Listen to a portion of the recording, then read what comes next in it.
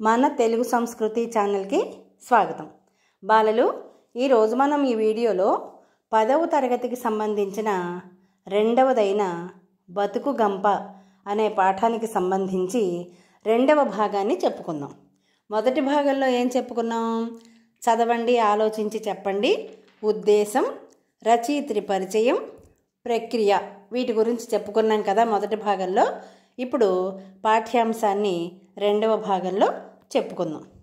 అసలు బతుకు గంప అంటే ఏమిటి? బతుకు అంటే జీవనం, జీవనం లేదా జీవితం అనేటటువంటి గంప అని అర్థం. అంటే పండ్లు పెట్టుకుని అమ్మేటటువంటి ఒక సాధారణ స్త్రీ తన గంపలో, తన బుట్టలో రకరకాల పళ్ళని అమ్ముతూ ఉంటుంది. అలాగే బతుకు అనేటటువంటి గంపలో కష్టాలు, సుఖాలు, బాధలు, ఆర్థిక ఇబ్బందులు, ఇలా రకరకాల విషయాలు ఉంటాయన్నమాట. దాని గురించే ఇప్పుడు ఈ పాఠంలో మనం చెప్పుకోబోతున్నాం.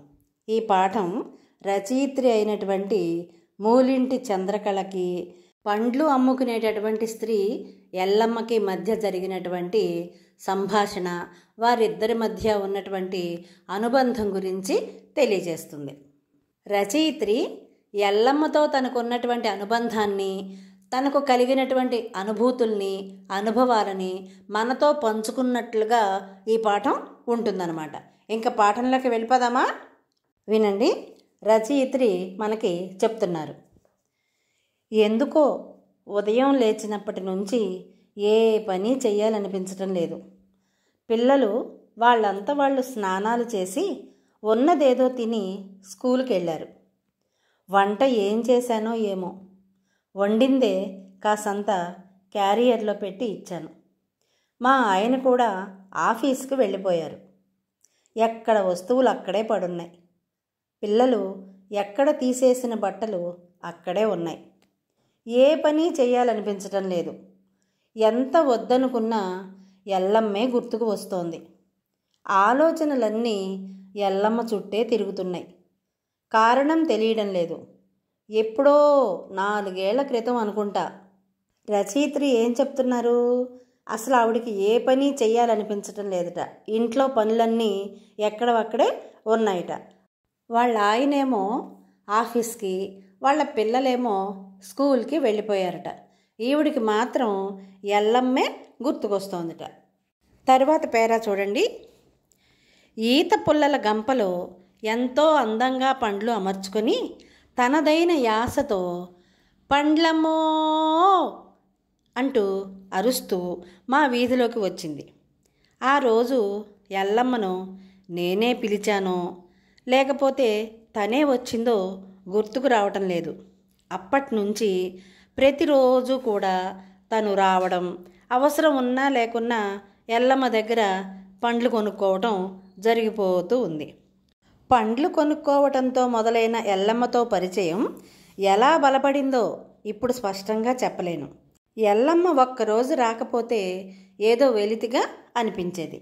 అలాంటిది 10 రోజుల నుంచి కనిపించకపోయేసరికి ఏవేవో ఆలోచనలు మనసులో మెదులుతున్నాయి. ఏ పని చేయాలనిపించటం లేదు. ఎల్లమ్మని గురించే ఆలోచిస్తూ కూర్చున్నాను. అంతలో ఎవరో తలుపు తట్టిన శబ్దం వినిపించింది. ఎవరో తలుపు కొట్టినటువంటి శబ్దం వినిపించింది. వెళ్ళి తలుపు తీశాను. ఎదురుగా ఎల్లమ్మే ఉంది. ఎప్పటిలా కనిపించటం లేదు. ఏడ్చి ఏడ్చి కళ్ళు ఉబ్బినట్లున్నాయి. జుట్టంతా చిందరవందరగా ఉంది. దువ్వుకోలేదు. ఎప్పుడు తినిందో ఏమో, నిలబడ్డానికి కూడా ఓపిక లేనట్లుగా ఉంది ఎల్లమ్మ. రచయిత్రి యొక్క ఆలోచనల్లో ఉన్న ఎల్లమ్మ ఇంటికి రానే వచ్చింది. కానీ సంతోషంగా అనిపించలేదు. ఎందుకంటే ఎల్లమ్మ మామూలుగా లేదు. ఏడ్చినట్లుగా ముఖమంతా ఉబ్బిపోయి, కళ్ళు ఉబ్బిపోయి ఉందిట. దువ్వుకోకుండా తలంతా చిందరవందరగా ఉందిట. ఆ ఎల్లమ్మను చూసేసరికి రచయిత్రికి ఏదో అయ్యింది అని అనిపించిందిట. రచయిత్రి ఏమంటుందో చూడండి. అదేంటే అలా ఉన్నావు అన్నాను మామూలుగానే. ఇంకేముందమ్మా, అంతా అయిపోయిందమ్మా. అంటూ భోరున ఏడవటం మొదలుపెట్టింది ఎల్లమ్మ. నాకేం అర్థం కాలేదు. 2-3 నిమిషాలు తెల్లముఖం వేశాను. తెల్లముఖం వేయటం అంటే ఏంటి? ఏం మాట్లాడాలో ఎలా మాట్లాడాలో తెలియని అయోమయ స్థితిలో ఉందిట. ఎల్లమ్మని ఎట్లా ఓదార్చాలో అర్థం కాకుంది. ఒక గ్లాసు మంచినీళ్ళు ఇచ్చి తాగమని చెప్పి నెమ్మదిగా ఏం జరిగిందో చెప్పవే అన్నాను. ఎల్లమ్మ ఏడుస్తూనే ఉంది. వంటింట్లోకి వెళ్ళి కాఫీ కలిపి తెచ్చి ఇచ్చాను. కాఫీ తాగింది. కొంచెం స్థిమితపడింది అనిపించింది. ఇప్పుడు చెప్పవే అన్నాను. ఏమీ లేదమ్మా, మా ఆయనకు యాక్సిడెంట్ అయ్యింది. ఎప్పుడయింది? ఏం జరిగింది? నెమ్మదిగా అడిగాను. ఏమోనమ్మా, నాకు కూడా సరిగ్గా తెలియదు. లారీ డ్రైవర్గా పనిచేస్తూ ఉండే. 4 రోజులకు ముందు ఏదో లోడుతో పోయాడంట. హైదరాబాద్ దగ్గర ఎదురుగా వస్తున్న టిప్పర్ గుద్దిందంట. మా ఆయనకు కాలు ఇరిగిపోయిందంట. క్లీనర్ అక్కడికక్కడే చచ్చిపోయినాడంట. మా ఆయన తెలివి తప్పి పడుంటే ఎవరో ఆసుపత్రిలో చేర్పించినారంట. అదేమో కేసు అవుతుందంటున్నారు. కాళ్లకు చేతులకు తలకు పెద్ద దెబ్బలే తగిలినాయంట. ఆసుపత్రిలో కట్లు కట్టి కుట్లేసి పండబెట్టిండ్రు. పానానికి భయం లేదంట. మాటల మధ్యలో ఏడుస్తూనే చెప్పింది ఎల్లమ్మ. అయితే నువ్విట్లా వచ్చావేమే అడిగాను. రాక చేసేదేముందమ్మా, లెక్క కావద్దు, శానా అవుతుందట కదమ్మా. పిల్లల పేర్ల మీద నెల నెల తిని తినక 100 రూపాయలు చాన్నాళ్ళుగా కడతా ఉంటి. అదో 10,000 ఉన్నాయి. అవి తీసుకెళ్ళాలని ఇట్లా ఊర్లోకి వస్తే అట్టే చాలా రోజులైంది కదా. నేను ఎక్కడ సచ్చానో అనుకుంటారని ఇట్ట తెలిసినోళ్ళ ఇల్లు చూసిపోదామని వస్తున్నమ్మా అని తను చెప్పదలుచుకున్నదంతా అయిపోయిందని గట్టిగా ఊపిరి పీల్చుకుంది ఎల్లమ్మ. చూసారా, ఎల్లమ్మ వాళ్ళ ఆయనకి టిప్పర్ గుద్ది హైదరాబాద్లో యాక్సిడెంట్ అయిందిట. కాలు విరిగిపోయిందిట. ఇంకా చాలా పెద్ద దెబ్బలే తగిలినాయట. మరి ఆసుపత్రిలో చూపించడానికి డబ్బులు కావాలి కదా. పిల్లల పేరున దాచుకున్నటువంటి డబ్బులు తీసుకెళ్ళటం కోసం ఈ అమ్మాయి ఎల్లమ్మ ఊర్లోకి వచ్చిందిట. మరి రచయిత్రి ఏమనుకుంటోంది? ఎల్లమ్మ ఏమైందో 10 రోజులు అయిపోయింది, ఇంకా రావట్లేదు, ఏం జరిగిందో అని చెప్పి కంగారు పడుతుంది కదా. అలాగే తెలిసిన వాళ్ళు కంగారు పడతారని చెప్పి ఇలా ఊళ్ళోకి వచ్చానమ్మా అని ఎల్లమ్మ రచయిత్రితో చెప్పిందిట. ఎల్లమ్మతో ఏం మాట్లాడాలో అర్థం కాక అలాగే కాసేపు మౌనంగా ఉండిపోయాను. ఏం సేతు, అంతా నా కర్మ కర్మ అంటూ ఎల్లమ్మ మళ్ళీ చెప్పటం మొదలుపెట్టింది. నాకు 6 ఏళ్ళు ఉంటాయి అనుకుంటానమ్మా. మా ఈదిలో పిల్లలతో ఆడుకుంటాంటి. ఎవరో మా ఇంటికాడ 4 కూస్తోండ్రి. చేపల కోసం మా అయ్యకాడికి వచ్చిండ్రు అనుకుంటి. మళ్ళీ వారం తాళాక తెలిసే పెత్తనానికి వచ్చిండ్రని. ఎల్లమ్మ ఏమంటోంది? తనకి 6 ఏళ్ల వయసు ఉన్నప్పుడు వాళ్ళ వీధిలో తను పిల్లలతో ఆడుకుంటోందిట. ఎవరో 4 వాళ్ళ ఇంటి దగ్గర కూర్చున్నారట. వాళ్ళ నాన్న దగ్గరికి చేపల కోసం ఎవరో వచ్చారులే అనుకుందిట. కానీ వారం తిరిగేసరికల్లా ఆ అమ్మాయికి తెలిసిందిట సంబంధం కలుపుకోవటానికి వచ్చారని. ఎవరికి అని అడిగిందిట రచయిత్రి. ఇంకెవరికి, నాకేనమ్మా అంది ఎల్లమ్మ. నీకా? అవునమ్మా, మా అయ్యకేమో మేము 14 మందిమి. నా పైన ఉన్న అక్కలకు అన్నలకు పెళ్ళిళ్ళయ్యి 4 ఎలాగూ పోయారట. మిగిలిన 4లో నేను 2వ దాన్ని. నాకన్నా పెద్దదానికి అప్పటికే పెళ్ళి కుదిరిందిట. మా అక్కను చూడ్డానికి వచ్చిన వాళ్ళల్లో మా ఆయన ఉన్నాడట. ఆయనకు నేను నచ్చానట. పెళ్ళిలో పెళ్లి చేసేద్దాం అనుకున్నారట. జానెడు తాడు 50 రూపాయల చీరతో నా పెళ్ళి అయిపోయింది. మా అయ్యకి చదువు లేదు, పెద్ద వ్యాపారము లేదు. పిల్లలేమో ఇంటి నిండా ఉంటిమి. ఏమని చెప్తోంది ఎల్లమ్మ? 14 మంది సంతానంట వాళ్ళు. వాళ్ళల్లో 4 చనిపోగా మిగిలిన వాళ్ళలో కొంతమందికి పెళ్ళిళ్ళు అయిపోయినాయట. అయితే ఈ అమ్మాయి మిగిలిన వాళ్ళల్లో 2వదిట. వాళ్ళ అక్కని చూడటానికి వచ్చినప్పుడు వాళ్ళల్లో ఉన్న ఒక అతనికి ఈ అమ్మాయి నచ్చిందిట. ఇంకేముంది, ఇద్దరికి ముడి పెట్టేసేద్దాం, పెళ్లి చేసేద్దాం అనుకున్నారట. జానెడు తాడు అంటే పసుపు తాడు, ఒక 50 రూపాయల చీరతోటి ఈ అమ్మాయి పెళ్ళిని చేసేసారట. ఎందుకని? వాళ్ళ నాన్న చదువుకోలేదు. చదువుకుని ఉంటే చెయ్యొచ్చా చేయకూడదా అనే ఆలోచన ఉండేది. చదువుకోలేదు కాబట్టి ఎలాంటి ఆలోచన లేకుండా పిల్ల పెళ్లి చేసేద్దామని చెప్పి చేసేసట. పిల్లలేమో ఇంటి నిండా ఉన్నారట. ఒకళ్ళిద్దరు కాదు, 14 మందిని కన్నారు. వాళ్ళల్లో 4 పోయారు. మిగిలిన వాళ్ళల్లో ఎవరిని పడితే వాళ్ళకి ఇచ్చేసేసి పిల్లలకి పెళ్ళిళ్ళు చేసేసాడు. ఆ విషయాన్ని ఎల్లమ్మ రచయిత్రితో చెప్పుకుని బాధపడింది. ఈ మొదటి విభాగంలో ఆలోచించండి చెప్పండి అనే శీర్షికలో 2 ప్రశ్నలు ఇచ్చాడు కదా. ఎల్లమ్మ తన భర్త గురించి ఏం చెప్పింది? తన భర్త గురించి? హైదరాబాద్ దగ్గర యాక్సిడెంట్ అయింది అంటే ప్రమాదం జరిగి అతని కాలు విరిగిపోయింది, పెద్ద పెద్ద దెబ్బలు కూడా తగిలినాయి, కాకపోతే ప్రాణానికి హాని లేదు అనే విషయాన్ని బాధపడుతూ రచయిత్రితో చెప్పింది. రెండో ప్రశ్న, ఎల్లమ్మ దుఃఖానికి కారణం ఏమిటి? ఏముంది, ఎల్లమ్మ భర్తకి ప్రమాదం జరిగింది కదా, బాగా దెబ్బలు కూడా తగిలినాయి. మరి ఎల్లమ్మ కుటుంబం ఆర్థిక ఇబ్బందుల్లో పడిపోయింది. డబ్బులు లేవు కదా, మరి తను పిల్లల పేర దాచుకున్న డబ్బులు కూడా భర్తకి వైద్యం చేయించడం కోసం ఖర్చు పెట్టాల్సి వచ్చింది. అనుకోకుండా భర్తకి ప్రమాదం జరిగింది కాబట్టి ఎల్లమ్మ చాలా బాధపడింది అన్నమాట, దుఃఖపడింది. ఎవరైనా అంతే కదా, ఎల్లమ్మే కాదు, భర్తకి అనారోగ్యం కానీ ప్రమాదం కానీ జరిగితే ఏ భార్య అయినా సరే దుఃఖపడుతుంది, విచారిస్తుంది. ఇప్పుడు రెండవ విభాగం, దీంట్లో ఎల్లమ్మ ఏం చెప్తోందో చూడండి.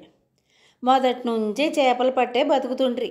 అప్పుడు తినడానికి బాగా జరిగేదేమో. మా అక్కలకు అన్నలకు కొద్దో గొప్ప ఉన్నోళ్ళ సంబంధాలే తెచ్చి చేసిరి. మా కాడుకు వచ్చేసరికి పూట గడవటం కష్టమాయే. అక్క పెళ్ళికి ఎలాగూ అవి ఇవి కొని బంతిపువ్వ పెట్టాలి కదా, పనిలో పని అయిపోతుందని నా మెళ్ళలోనూ పసుపు తాడేసేసిరి. కళ్ళు తుడుచుకుంటూ ఎల్లమ్మ చెప్పిందిట. ఏమంటోంది ఎల్లమ్మ? మొదటి నుంచి కూడా వీళ్ళు చేపలను వేటాడి దాన్నే జీవనాధారంగా చేసుకుని బ్రతుకుతున్నారు. అప్పుడు పరిస్థితి బాగుండేదేమో. వాళ్ళ అక్కలకి అన్నయ్యలకి కూడా మంచి మంచి సంబంధాలు ఉన్న వాళ్ళ సంబంధాలను తెచ్చి చేశారట. కానీ ఎల్లమ్మ వాళ్ళ దగ్గరికి వచ్చేసరికి పూట గడవటం కష్టమాయే, అంటే రోజు 2 పూట్ల తినటానికి కూడా కష్టమయ్యేదిట.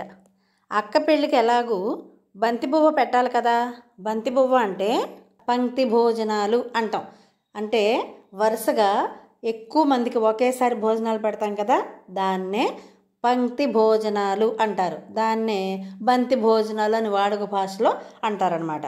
అందుకని పనిలో పని అయిపోతుందిలే, భోజనాల ఖర్చు కలిసి వస్తుంది అని చెప్పి వాళ్ళ నాన్న ఏం చేశాట, ఈ అమ్మాయికి కూడా పెళ్లి చేసేసారట. మెళ్ళలోనూ పసుపు తాడు వేసేసిరి. పసుపు తాడు వేయటం అంటే పెళ్లి చేసేసారట అని కళ్ళు తుడుచుకుంటూ ఎల్లమ్మ రచయిత్రితోటి చెప్పిందిట. అప్పుడు రచయిత్రికి ఏమనాలో తెలియక, ఎల్లమ్మని ఎలా బోదార్చాలో తెలియక, ఎందుకు ఎల్లమ్మ ఏడుస్తావు అందిట. అప్పుడు ఎల్లమ్మ ఏమంటోంది, ఎందుకేందమ్మా, వాడికి ఏం బుద్ధి పుట్టేనో ఇంటికి రావడమే సాలుకొనే, ఏం తినాలో తెలియకపోయే. మా అమ్మకాడికి పోదామనుకుంటే వాళ్ళకి జరిగేదే కష్టంగా ఉండే. మా అత్తని కూడా నేనే సాకాల్సి వచ్చే. ఏ పని చెయ్యాలో తెలవకపోయే. కూలికి పోదామంటే కడుపులో బిడ్డ ఉండే. వంగి లేవటం కష్టంగా ఉండే. అప్పుడు మా గేర్లో చాలామంది పండ్లు అమ్ముకునే బతుకుతుండ్రి. వాళ్ళల్లో పడి ఇట్లా చిన్నగా పండ్లమ్మ పడితే అట్లే పెద్దోడు పుట్టే. మళ్ళీ పక్కూర్లో ఉన్నాడంటే బతిమలాడి పిలుసుకొస్తే కొద్ది కాలం ఉండే. మళ్ళీ ఏమొచ్చినో ఏమో, మళ్ళీ పాయే. ఇట్లేనమ్మా సంకలో బిడ్డ, కడుపులో బిడ్డ, నెత్తిని గంప పెట్టుకొని ఇది తిరిగి పిల్లల్ని సాకితి. ఇట్లా ఇన్నేళ్ళు ఈ బతికీడిస్తే పిల్లకాయలకి పని చేసే వయసు వచ్చే. ఏదో పనికి పోయి బతుకుతారులే అనుకుంటి. ఇద్దో ఇట్లా వచ్చి పడే ఆపద. ఏం చేయాలో అర్థం కాలేదమ్మా.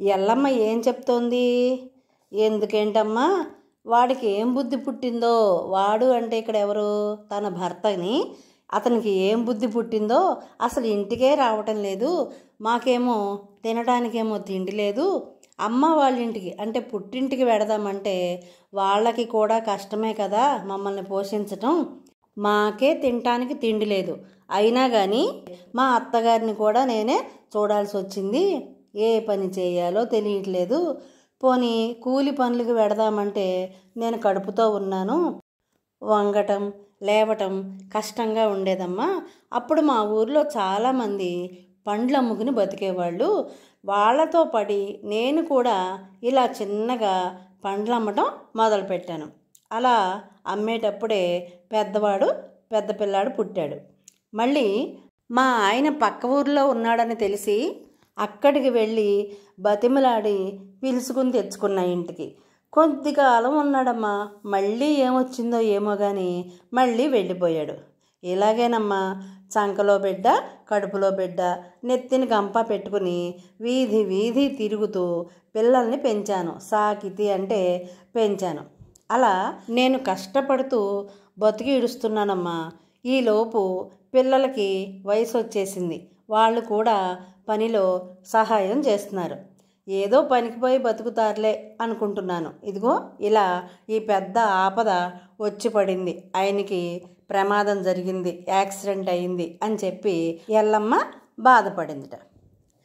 కనీసం అమ్మ వాళ్ళు కూడా అయ్యో మనలా, ఊర్లో వాళ్ళు ఏమీ అని అనకపోయిరి, పోతే పోయినాడులేమ్మే, వాడు బాగుండి నువ్వు సుఖపడింది లేదు అనబట్టిరి, అయినా పాడుపానం ఊరుకోలేదమ్మా, ఎంతైనా పుస్తి కట్టినోడు, సంపాదించి పెట్టకపోతే పాయ, మగదిక్కుగానైనా ఇంట్లో పడి ఉంటాడు, ఆయనకి ఇంకొక బిడ్డ అని అంత ముద్దేస్తే సరి, నలుగురిలో అంత బొట్టెట్టుకుని తిరగచ్చు, పిల్లలపై ప్రేమ లేకుంటే పాయ, కన్నోడు ఉన్నాడు అనుకుంటారు కదా అని పండ్లమ్మి కూడబెట్టిన పైసలు ఎత్తుకొని పోతున్నానమ్మా అంటూ కళ్ళు తుడుచుకుంటూ ఇంట్లో చిందరవందరగా పడున్న సామాన్లు సర్ది ఉన్న 4 గిన్నెలు కడిగి ఇంక వస్తానమ్మా, 4 దినాల తర్వాత మళ్ళీ కనబడతానమ్మా అంటూ చెప్పి చాలా సాధారణంగా వెళ్ళిపోయిందిట ఎల్లమ్మ.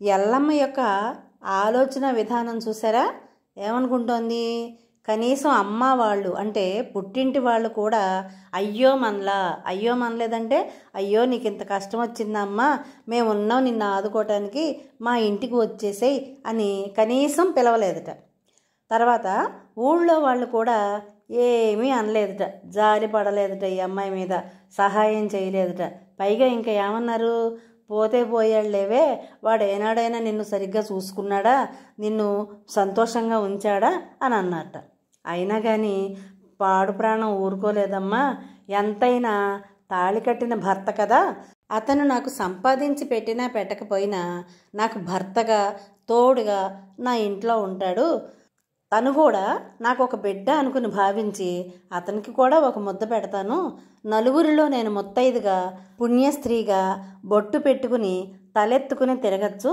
ఒకవేళ పిల్లలపై అతనికి ప్రేమ లేదనుకో, పోన్లే తండ్రి అనేవాడు ఉంటాడు నాకున్నాడు అని అనుకుంటారు కదా అని పండ్లమ్మి కూడబెట్టినటువంటి డబ్బులన్నీ తీసుకుని వెడుతున్నానమ్మా నేను అని కళ్ళు తుడుచుకుంటూ ఇంట్లో చిందరవందరగా పడి ఉన్నటువంటి సామాన్లన్నీ చక్కగా సర్దేసిందిట, ఉన్న 4 గిన్నెలు కడిగేసేసిందిట, కడిగేసి చెబుతోందిట రచయిత్రితోటి, ఏమని, ఇంకా వస్తానమ్మా, మళ్ళీ 4 రోజుల తర్వాత మళ్ళీ వచ్చినప్పుడు కనపడతాను మీకు అని చెప్పి చాలా మామూలుగా అంత బాధని కడుపులో పెట్టుకుని మామూలుగా వెళ్ళిపోయిందిట ఎల్లమ్మ. ఎల్లమ్మ వెళ్ళిపోయిన ఆలోచనలు ఎల్లమ్మ చుట్టే తిరుగుతున్నాయి. ఇన్నేళ్ల తన పరిచయంలో ఏనాడు తను బాధపడుతున్నట్లు కానీ తనేదో కోల్పోయినట్లు కానీ కనపడలేదు నాకు. ఎప్పుడు ఎండలో గంప మోసి అలసిపోయినట్లు కనిపించేది. 3 ఏళ్ల క్రితం అనుకుంటా ఒకరోజు జ్వరంతో పడుకోనున్న నన్ను చూసి ఏమైందమ్మా అని ఆప్యాయంగా పలకరించింది. ఇంట్లో పనంతా ఎవరు చేస్తారమ్మా అని అడిగింది. జ్వరం తగ్గాక నేనే చేసుకోవాలి అన్నాను నేను. భలేవారమ్మా, ఒళ్ళట్లా పెట్టుకుని ఎట్లా చేసుకుంటారు, నేను చేస్తాలే అని ఇల్లంతా కసవు కొట్టి అంటే శుభ్రంగా ఊడ్చి బండలు తుడిచి అంట్లు తోమి పిల్లలు వారం రోజులుగా విడిచిన బట్టలన్నింటినీ శుభ్రంగా ఉతికి ఆరేసింది. ఏమివ్వమంటావే అన్నాను. కళ్ళ నిండా నీళ్లు పెట్టుకుంది. ఏమైందే అన్నాను కంగారుగా. ఏమీ లేదమ్మా, డబ్బుదేముంది, 1 గంట సేపు గంపనెత్తిన పెట్టుకొని 2 వీధులు తిరిగితే నా కూలి వచ్చేస్తుంది. రోజుకో 20 రూపాయలు మిగిలితే ఆ రోజు పండగే. అంత పప్పు అన్నం తింటాం. కానీ నీలాగా వచ్చినప్పుడల్లా ఎల్లమ్మా అని ఇంత ఆప్యాయంగా ఎవరు పిలుస్తారు? అట్లా పిలిస్తే నాకెంతో ఆనందంగా ఉంటుందమ్మా. ఎన్ని రోజులు నువ్వు తినే కూడు పెట్టుంటావు? ఒక పూట నేను ఇంట్లో పని చేస్తే దానికి నువ్వు డబ్బులు ఇవ్వాలా? ఏదో అవసరం గనుక చేస్తుని అందిట ఎల్లమ్మ. ఎల్లమ్మ మాటలకి బెత్తరపోయాను. ఎల్లమ్మ మాట్లాడే మాటలకి రచయిత్రి ఆశ్చర్యపోయిందిట. ఆ రోజు నుంచి ఎల్లమ్మ మా ఇంట్లో ఒక మనిషిగా కలిసిపోయింది. ఎప్పుడూ తనెనుక ఇంత గతముందని చెప్పింది కాదు. తన వెనకాల అంటే తన జీవితంలో ఇంత గతము అంటే గడిచిపోయిన కాలం అని అర్థం అన్నమాట. ఇంత బాధతో కూడినటువంటి జీవితాన్ని గడుపుతోంది అనే విషయం ఏనాడు కూడా రచయిత్రికి తెలియనివ్వలేదు. చూడండి, ఒక పళ్ళమ్ముకునే అమ్మాయి ఒక గృహిణితోటి ఎంత అనుబంధాన్ని పెంచుకుందో చూడండి. 2వ విభాగంలో కూడా ఆలోచించండి చెప్పండి అనే శీర్షికలో 2 ప్రశ్నలు ఇచ్చారు. అవేంటో ఇప్పుడు చూద్దాం. ఎల్లమ్మకు పండ్లు అమ్మవలసిన అవసరం ఎందుకు వచ్చింది? ఎల్లమ్మ భర్త వదిలిపెట్టేసేసి కుటుంబాన్ని పట్టించుకోకుండా ఎక్కడికో వెళ్ళిపోవటం వలన మరి కుటుంబాన్ని, తన పిల్లల్ని తను తినాలి కదా, మరి కుటుంబ పోషణ కోసం పండ్లని అమ్మవలసిన అవసరం ఎల్లమ్మకి వచ్చింది. 2వ ప్రశ్న, ఎల్లమ్మ పనిచేసి డబ్బు తీసుకోకపోవడానికి కారణం ఏమిటి? చూడండి, ఎల్లమ్మకి చాలా కృతజ్ఞతాభావం అనేది ఉంటుంది. అందుకే ఎవరైతే తనల్ని ప్రేమగా, అభిమానంగా, ఆప్యాయంగా చూస్తారో వాళ్ళకి ఏదైనా సహాయం చేసినప్పుడు వాళ్ళ ఇంట్లో పనిచేసి డబ్బులు తీసుకునేది కాదు. ఎందుకంటే వాళ్ళు కూడా ఎల్లమ్మని ఇంట్లో మనిషిలాగా అభిమానంగా చూసేవారు అన్నమాట. ఇప్పుడు 3వ విభాగం చూడండి. ఒకరోజు మాటల మధ్యలో ఎల్లమ్మ అందిట, ఏమని? నా కొడుక్కి బాగాలేదమ్మా అని. నీకంత వయసు వచ్చిన కొడుకున్నాడా ఎల్లమ్మ అందిట రచయిత్రి. కొడుకంటే కొడుకేనమ్మా, 15 ఏండ్ల కిందటి సంగతమ్మ ఇది. మా ఊరు ఏటి పక్కన ఉంది కదా, ఆ ఏటి వరదలో ఎవరో బిడ్డ కొట్టుకొచ్చాడు. చేపల వేటకు పోయిన మా ఊరోళ్ళు ఆ బిడ్డను కాపాడి గట్టు మీద కూర్చోబెట్టారు. అక్కడ చాలామంది ఉన్నారు.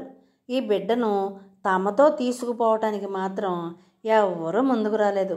అప్పుడు నేను కడుపుతో ఉన్నానమ్మా. ఏమంటోంది? 15 ఏండ్ల క్రిందట. 15 ఏండ్లు అంటే 15 ఏళ్ల క్రితం జరిగినటువంటి సంగతమ్మ ఇది. మా ఊరు ఏటి పక్కన ఉంది కదా, ఆ ఏటి వరదలో ఎక్కడి నుంచో ఎవరి బిడ్డో కొట్టుకొచ్చాడు. చేపల వేటకు వెళ్ళినటువంటి మా ఊరు వాళ్ళందరూ ఆ బిడ్డని కాపాడి గట్టు మీద కూర్చోబెట్టారు. కానీ ఆ బిడ్డని ఎవ్వరూ కూడా వాళ్లతో తీసుకువెళ్ళటానికి ముందుకు రాలేదు. ఆ సమయంలో నేను కడుపుతో ఉన్నానమ్మా అని చెప్పింది.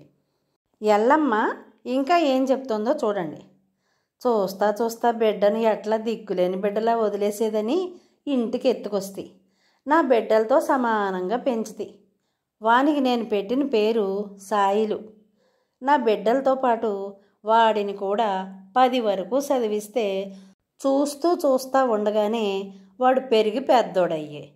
ఇప్పుడు మా ఊరిలో బస్సు కండక్టర్ ఉద్యోగం చేస్తున్నాడమ్మా అంటూ ఏడుస్తూ తన్ను తాను తిట్టుకుంటూ ఇంటి దోవ పట్టింది. ఎవ్వరూ ఆ బిడ్డని తీసుకెళ్ళకపోతే తనే ఆ బిడ్డని దిక్కులేని బిడ్డలాగా వదిలేయటం ఇష్టం లేక ఇంటికి తీసుకొచ్చి తన పిల్లలతో సమానంగా పెంచిందిట. వాడికి సాయిలు అనే పేరు పెట్టింది. పెట్టి 10 వరకు చదివిస్తే చూస్తుండగానే వాడు పెరిగి పెద్దవాడయ్యట ఇప్పుడు వాళ్ళ ఊరిలోనే బస్సు కండక్టర్గా ఉద్యోగం చేస్తున్నట్ట అని చెప్తూ ఏడుస్తూ తనని తానే తిట్టుకుంటూ ఇంటివైపు వెళ్ళిందిట.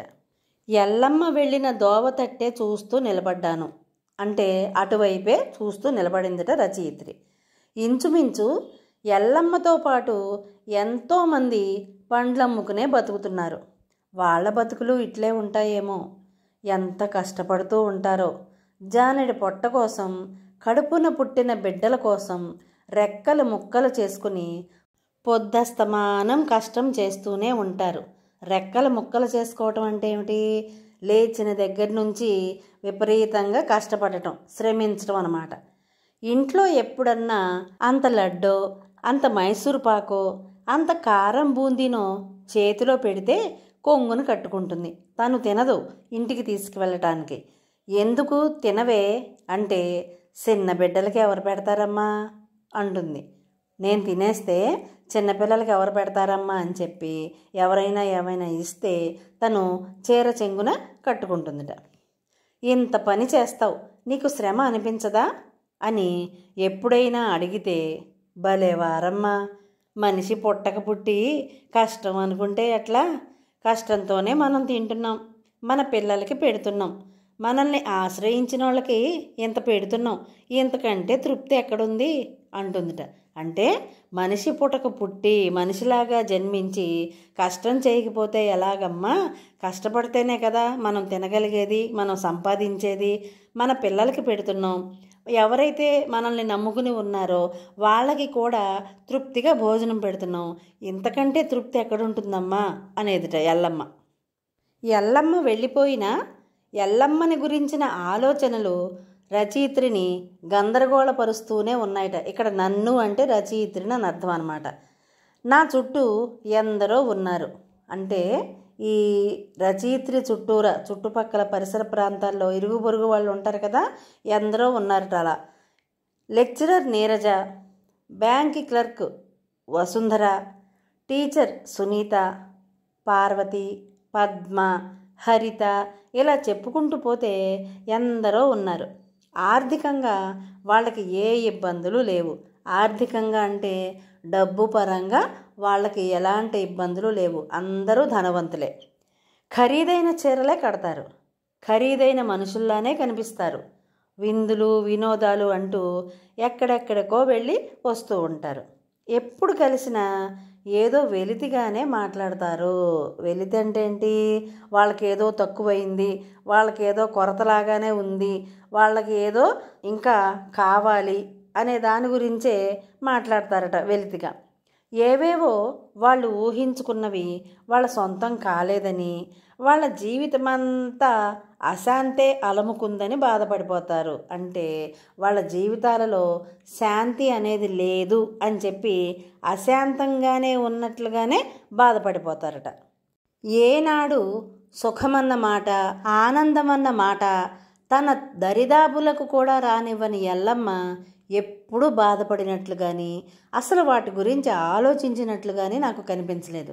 ఆ క్షణం ఎల్లమ్మ వాళ్ళందరికంటే ఎంతో ఎత్తులో ఉన్నట్టు కనిపించింది. చూడండి, అన్నీ ఉన్నా ఇంకా ఏదో లేదు, ఇంకా ఏదో కావాలి అని అసంతృప్తితో జీవించే వాళ్ళకంటే అసలు ఆనందం కానీ సుఖం కానీ ఇలాంటి పదాలు కూడా తెలియనటువంటి ఎల్లమ్మ ఏనాడు బాధపడలేదు.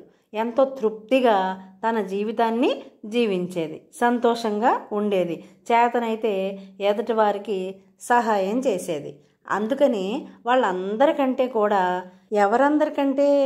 Lecturer Neeraja, bank clerk Vasundhara, teacher Sunitha, Parvathi, Padma, Haritha, వీళ్ళందరికంటే కూడా ఎల్లమ్మ ఎంతో ఉన్నతంగా కనిపించిందట రచయిత్రికి.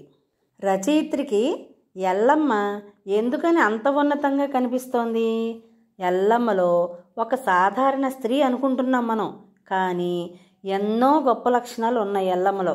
భర్త కుటుంబాన్ని పట్టించుకోకుండా వెళ్ళిపోయినా కుటుంబాన్ని పోషించే బాధ్యత ఎల్లమ్మ తీసుకుని కడుపుతో ఉన్నా సరే చంకలో బిడ్డను పెట్టుకుని, కడుపులో బిడ్డను పెట్టుకుని, నెత్తి మీద పళ్ళగంపని పెట్టుకుని ఆ వృత్తిని ఎంచుకుని తన కుటుంబాన్ని పోషించుకుంది.